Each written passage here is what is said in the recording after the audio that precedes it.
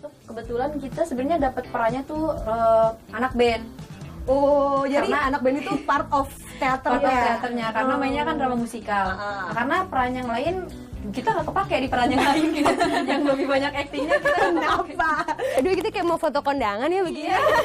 Gimana kalau kita agak duduk-duduk dikit aja guys? Boleh ya? Boleh. Oke, selanjutnya. Nah, teman-teman, mungkin ini juga pertanyaan banyak orang. Kenapa metal? Dari sekian banyak genre musik yang ada di muka bumi ini, kita tahu metal itu kan afiliasinya sangar gitu. Dan kebanyakan laki, gondrong, serem gitu kan. Kenapa teman-teman yang cantik jelita ini kayak kepengennya tuh metal gitu? Kenapa masih Kenapa kamu senyum gitu? Kenapa Mars? Kenapa metal? Sebenarnya POV sebelum metal nggak langsung metal sebenarnya. Jadi kita sempat nyoba dulu genre lain, makanya kita sempat cover lagunya Maher Zain, terus Jessie J, Bruno Mars. Banyak deh. Dan itu sebenarnya saat masih ber-15 orang. Gimana? Kalian aslinya 15 Dulu orang? kita ber-15. Siapa aja isinya se-RT? Anak-anak yang di teater juga sih, kebanyakan 15, terus habis itu terkikis jadi 7. Akhirnya memutuskan main metal itu setelah bertiga. Sebelumnya kita tuh nyoba dulu untuk dengerin lagu metal, karena nemu lagu metal di laptopnya Abah. Nah pas nemu, Siti tuh nyoba ngulik drumnya lagu Toxicity itu. Wow. Dan setelah Siti ngulik, terus aku sama Widi kayak, ya udah deh gitu diiringin gitu, bantu ngiringin. Nah ternyata nyaman gitu, suka. Akhirnya ya udah akhirnya bikin lagu sendiri yang musiknya nggak kayak gitu. Nah teman-teman, akhirnya dari semua perjalanan kalian berhasil nyampe ke salah satu, aku bisa bilang ini festival paling bergengsinya metal sedunia, Wacken Festival. Itu berarti jadi momen kali pertama kalian ke luar negeri? Enggak. Sebelumnya udah. Tur pertamanya sebelum Wacken ke luar negeri itu apa dulu berarti? Itu 2021. Saat itu kita main di 8 kota 4 negara. Tapi karena gimana tuh Eropa? 4 negara itu Belanda, terus Belgia, Prancis, sama Swiss. Tapi karena saat itu kasus pandemi lagi tinggi-tingginya, ada satu yang di cancel dan satu jadi private. Oh gitu. Terus akhirnya kita ngomongin Wacken lagi ya. Kalian manggung di Wacken. Wacken ini adalah festival paling bergengsinya metal lah gitu ya, bisa dibilang gitu. Gimana Marsha untuk menghadapi festival sekeren itu di hadapan ribuan orang yang nonton, semuanya penonton metal? Sambutannya sesuai ekspektasi Marsha nggak? Lebih bahkan. Oh ya? Iya. Awalnya sangat kita tuh ragu banget bakal ada yang nonton karena itu festival besar yang main band-band besar semua. Terus ya udah terkenal di skenanya lah. Sementara kita ke Jerman itu pertama kali di public metal dunia. Terus kita main jam 2 siang. Wow. Iya, jam 2 siang lagi panas-panasnya. Line up awal-awal ya. Iya, terus mikir aduh ada yang nonton nggak ya gitu. Terus pas di backstage waktu band yang sebelah lagi main, itu ternyata di depan panggung kita udah penuh. Serius? Iya. Terus kayak kan kita memang tim kita ada yang cewek juga. Terus dia lagi cek sound gitu. Orang-orang yang karena dia udah disorakin gitu. udah makin panik lah di situ. Pas naik ke panggung ternyata itu udah penuh sampai belakang. Jadi lebih appreciate ya penonton-penonton internasional tuh ya. Jadi sebetulnya manajemen teman-teman ini memang memperuntukkan kan kalian untuk go international kan? Sesuai sama targetnya kan? Ya sejauh ini banyakan luar negeri sih memang main. Banyakan luar negeri. Tapi kalian kalau boleh prefer lebih seneng main di luar apa main di Indonesia? Gak apa-apa, bebas aja jawabnya, santai. Sebenarnya di dalam negeri juga seneng sih. Seneng sih. Ya karena beberapa kali manggung juga kita tuh kayak senengnya sekarang udah mulai nyanyi bareng lagu kita gitu. Orang udah hafal ya? Iya, udah hafal. Sampai ada yang bawa bendera, banner gede. Serius? Iya. Voice of Baceprot gitu? Iya. Nama fans kita kan Bala Ceprot. Apa? Bala Ceprot. Ya, Bala Ceprot? Iya. Oke. Nah itu minimal ya 2 bendera, 3 bendera lah ada gitu ya. Kita berasa jadi aduh itu udah berasa kayak slang, mirip-mirip slang gitu. Ya. Mau apapun festivalnya kan mesti ada beneran. Slang pokoknya. Iya bener, oh akhirnya udah mulai berasa kayak slang juga sekarang vibes-nya ya. Tunggu, saya mau liatin dari tadi kita ngobrol nih anak berdua gandengan. Kenapa kalian selalu bergandeng kemana-mana? Tadi saya ngobrol sama om-om manajemennya di bawah, kalau kemana-mana tuh nggak terpisahkan. Oke, nah kenapa kalian selalu bergandengan tangan gitu? Tuh kan gandengan itu mereka. Iya kalau deketan bertiga ini. Ya udah ayo berempat tuh gandengan tangan. Iya ada kerjaan aja. Iya benar biar ada kerjaan ya. Udah Biasanya kalau interview aku di tengah dipisah gitu. Oh dipisah. Mereka. Karena kalau deketan kenapa? langsung rusuh. Oke, nah teman-teman kan baik lagi ke karyanya Voice of Baceprot. Tapi sebelum ngomongin karya saya penasaran. Baceprot teh artinya naon? Naon betul? ibu sejarah. Kenapa ibu sejarah? Ya, yang khusus menjelaskan Oh, sejarah. menjelaskan kenapa Baceprot ini? Karena kata si Abah kita banyak ngomong. Bawel. Baceprot tuh artinya apa? Banyak ngomong. Iya. Oh banyak ngomong. Lebih ke meracau sih sebenarnya. Meracau. Bawel gitu. Jadi suara dari yang banyak ngomong. Iya gitu. Voice of Baceprot. Ada yang Berisik. berisik. Suara-suara berisik. Bala ceprot berarti bala-bala bawel. Iya dong, bener kan? Iya kan? Bala-bala. Salah ya? Bala itu teman. Oh bala tuh temen. Bala. Kita masih akan ngobrol lebih banyak lagi sama Voice of Baceprot, tapi abis ini, udah sering jalan-jalan belum sih selama tinggal di Jakarta? Karena lu berapa lama berarti di Jakarta sekarang? Nah, sekarang tahun ketiga. Tahun ketiga. Tahun ketiga, berarti udah kelilingan dong? Enggak juga sih. Enggak juga, cuman rumah ngeband Iya aja? gitu sih. Iya. Oke, tunggu tapi penasaran, jawabnya bareng-bareng ya. Anak-anak VOB udah pada punya pacar belum? 1, 2, 3. Belum. Aduh kasihan. Kan kalau punya pacar pasti kan kelilingan. Tapi boleh pacaran nggak sama manajemen? Boleh. Oke. Nah, abis ini kita bakal ngajak Voice of Baceprot jalan-jalan karena biar lebih lihat di Jakarta skenanya nggak hanya skena-skena musik tapi ada tempat-tempat pameran keren. Abis ini tetap di Point of View. Asik.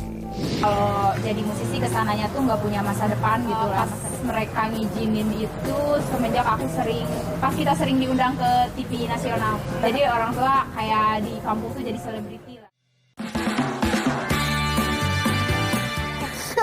Aduh, coba dicek ini harus ngapain nih kira-kira?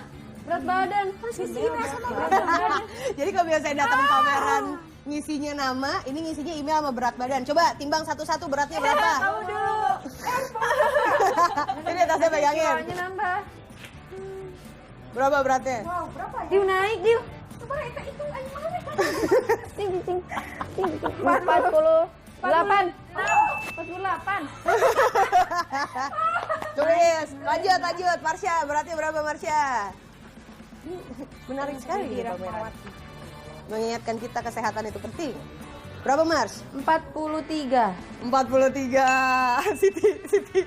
Jangan tawa-tawa kamu. Nimbang cepetan sini. Ini kayaknya berat sepatu aku deh kayaknya. Belum mau. Berapa sih? 5 berapa ini? Awas aku. 40. Enggak, mana ada. 56. 56. Aku perlu nimbang nggak? Kayaknya perlu. Ya, dia mah gitu. Adil. Ayo Coba. beratan siapa sama aku? Ya pasti aku lah. Coba ya. Ini sepatunya berat pisan. Berapa? Ya Allah. Ya 61 ya. 61 ini error ini naik 3 kilo. Body shaming nih. Timbangannya body shaming. Aduh. Udahlah anggap aja segitu. Anggap aja segitu. Anggap aja segitu cenah.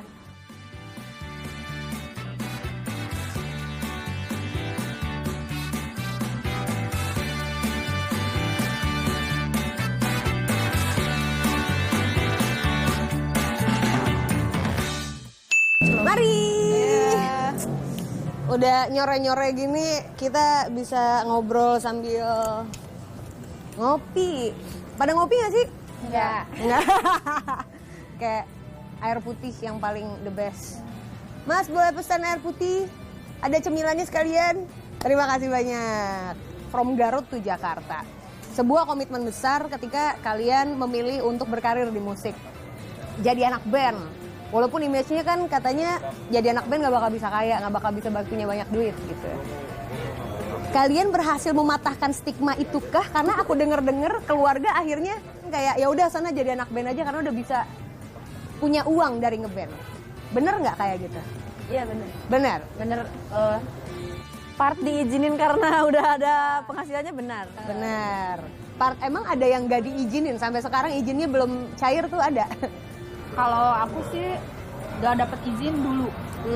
Dulu karena yang pertama gak izinin tuh sebenarnya kakak aku, dan kakak aku tuh terpengaruh sama orang tua aku terpengaruh sama kakak aku. Keluarga aku bilang kalau jadi musisi kesananya tuh nggak punya masa depan gitulah, masa depan suram. Madesu. Cuma pas mereka ngizinin itu semenjak aku pas kita sering diundang ke TV nasional. Oh, kayak gini. Iya, seperti ini.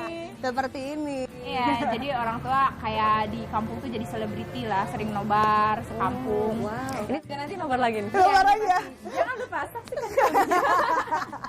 Jadi kebanggaan tersendiri Jadi ya kebanggaan. semuanya pada nonton ya. Kalau buat ngeyakinin mama gitu, buat aku pindah ke Jakarta itu sulit sih, makanya minta bantuan Marsha, Siti, Abah dan juga saat itu manajemen langsung ke kampus buat minta izin ke mama, karena mama nggak tahu, mama mikirnya gak ngizinin aku tuh, kamu nanti ke Jakarta, mama takutnya kamu itu dijual di Jakarta gitu, makanya mama tuh susah banget izinnya.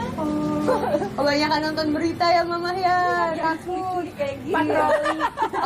Buser Iya, gitu. dia nontonnya emang itu. Orang tua. Nah kalau Marsha gimana Marsha lagi? Saya sempat diceritain tadi bahwa tempat kalian ini kan jauh banget dari mana-mana kan. Yeah. Aksesnya juga untuk ke sana tuh butuh waktu yang cukup lama. Daerah remote lah gitu. Terus yang terbiasa deket sama orang tua, guyup satu daerah semuanya sekarang harus jauh, berkarir bahkan sampai keliling dunia segala. Pasti kan orang tua nggak mudah menerima itu, Marsha.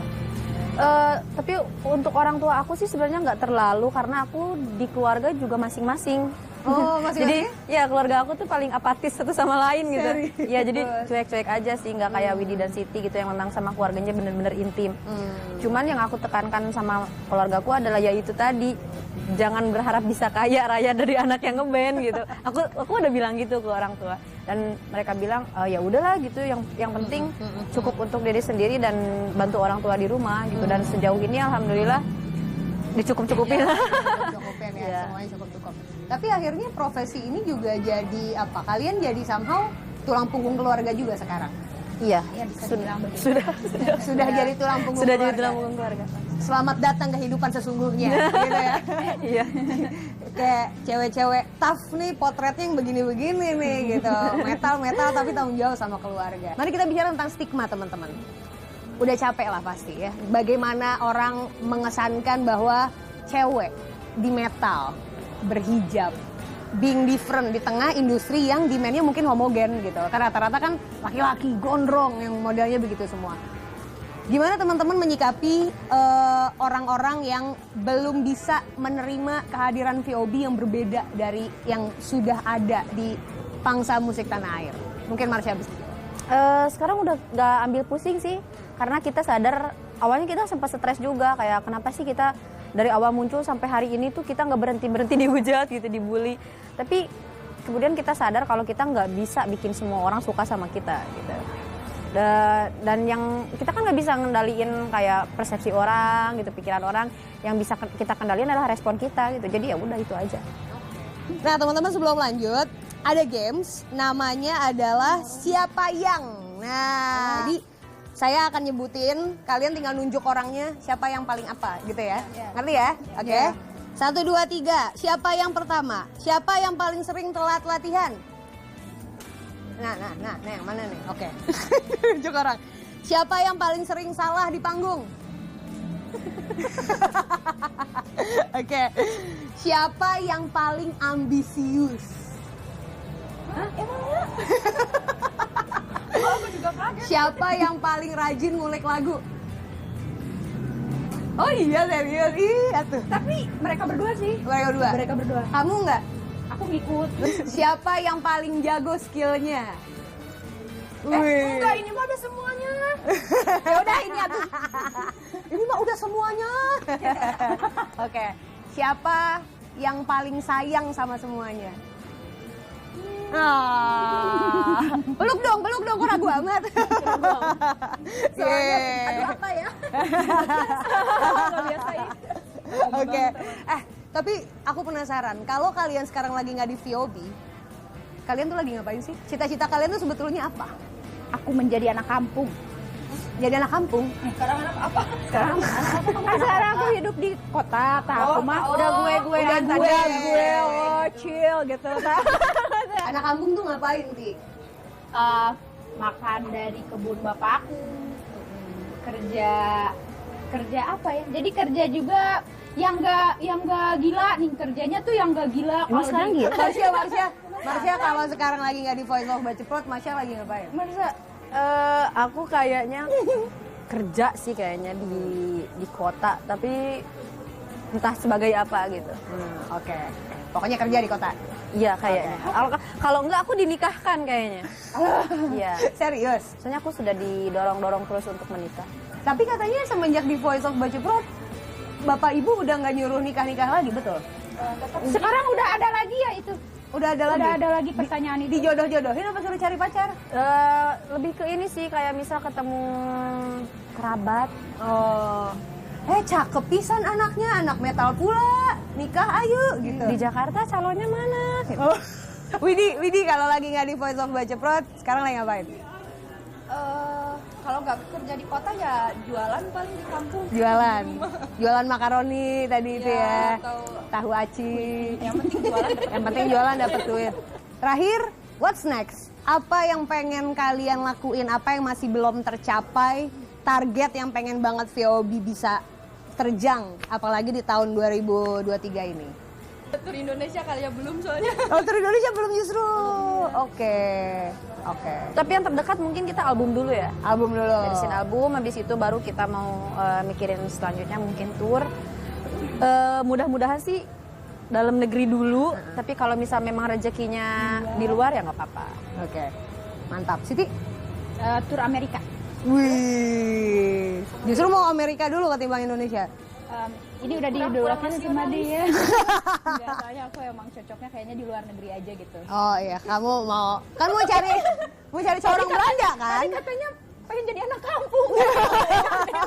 Apa di luar negeri? Mimpinya random. Iya, mimpinya random. Oke, nggak apa-apa. Mimpi harus setinggi mungkin. Buktinya kalian bisa nyampe mimpi kalian kan? Bangga sekali sama Voice of Baceprot, Siti, Marsha dan juga Widi. Terima kasih banyak atas waktunya. Thank you ya. Jangan lupa kalau nyari backing vokal ingat Teteh Hanum. Mantap. Kalau gitu sebagai penutup coba dong biar lebih kayak anak metal nyebut Voice of Baceprotnya sambil growl gitu gimana? Coba. 1, 2, 3. Voice of Baceprot.